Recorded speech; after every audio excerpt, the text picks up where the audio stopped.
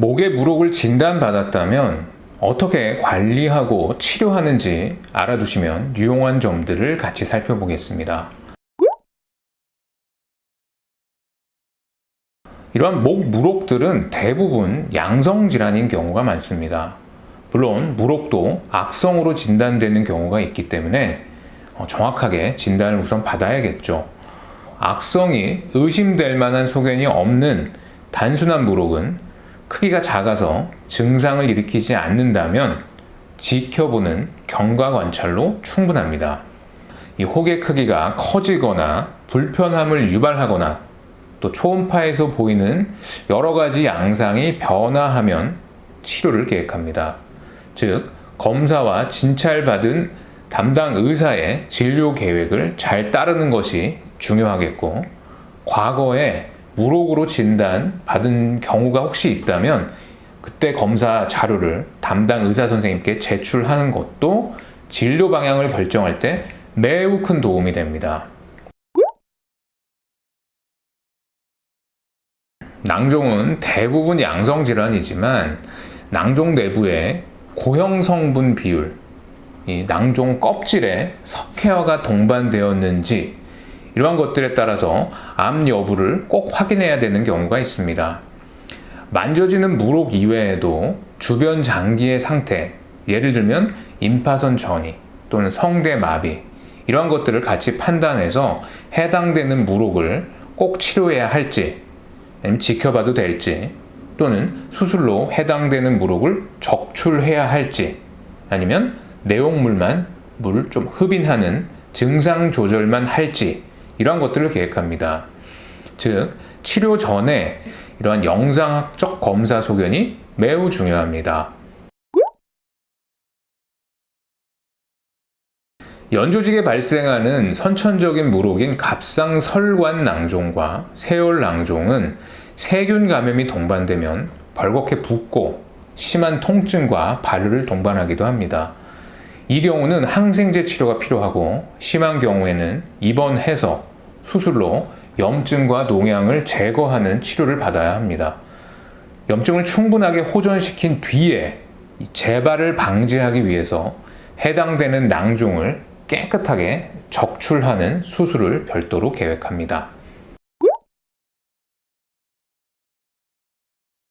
몰입성 하마종이라고 하는 침샘에 발생하는 무록의 경우는 실제 무록이라기보다는 침이 피부와 이 근육 공간에 고여있는 상태이기 때문에 무록의 껍질이 존재하지 않는 특수한 경우입니다. 이러한 무록도 있습니다.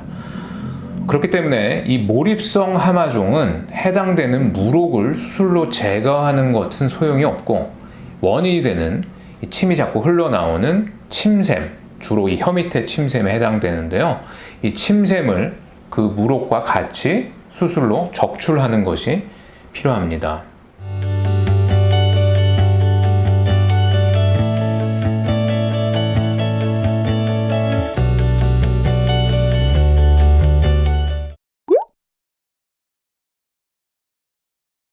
무록이 커져서 불편함을 유발한다고 해서 바로 수술을 시행하는 것은 아닙니다. 우선 해당되는 커진 무록 안에 내용물을 충분하게 흡인해서 크기를 줄여 증상을 완화하는 낭종 흡인 요법을 시행합니다. 내용물의 상태에 따라 흡인이 잘 되지 않는 경우도 있지만 비교적 가장 간단하고 빠르게 할 수 있는 치료법입니다. 낭종 흡인 요법을 한 뒤에 60에서 90%가량의 확률로 해당되는 무록은 다시 커질 수 있습니다. 수시간 내에 또는 수일 내에 다시 증상이 나타나기도 하고 또 몇 주에서 몇 달에 걸쳐서 천천히 다시 증상이 재발하는 것은 환자분의 여러 가지 상태에 따라 차이가 있습니다. 이렇게 내용물을 뽑아내는 흡인 치료를 한 뒤에도 반복적으로 다시 혹이 커지는 경우는 낭종 안에 알코올, PC 바닐 이러한 특수 약제를 주입해서 낭종 내부를 경화해서 물이 안 차게 만드는 경화요법을 시행할 수 있습니다.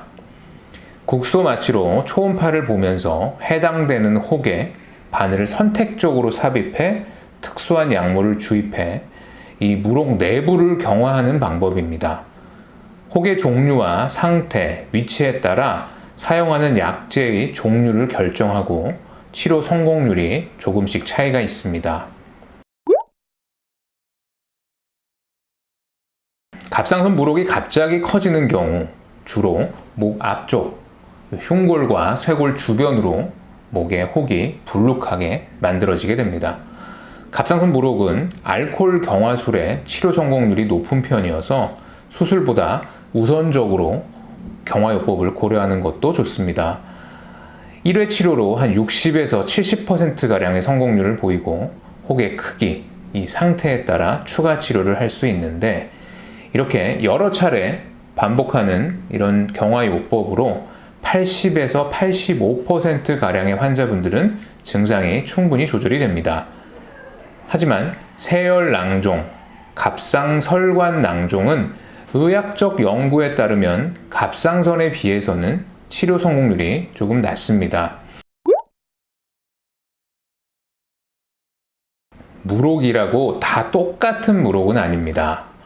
물혹 내부에 고형 성분, 즉 물이 아닌 세포 성분들이 많이 있는 경우 또는 물혹 껍질 부위 두께가 많이 두꺼운 경우에는 단순한 물혹에 비해서 경화요법의 치료 성공률이 낮아집니다. 특히 물혹 내부가 벌집처럼 여러 개의 방으로 이루어져 있는 형태라면 경화요법보다는 고주파 치료라는 조금 다른 이런 치료 방법을 선택하기도 합니다.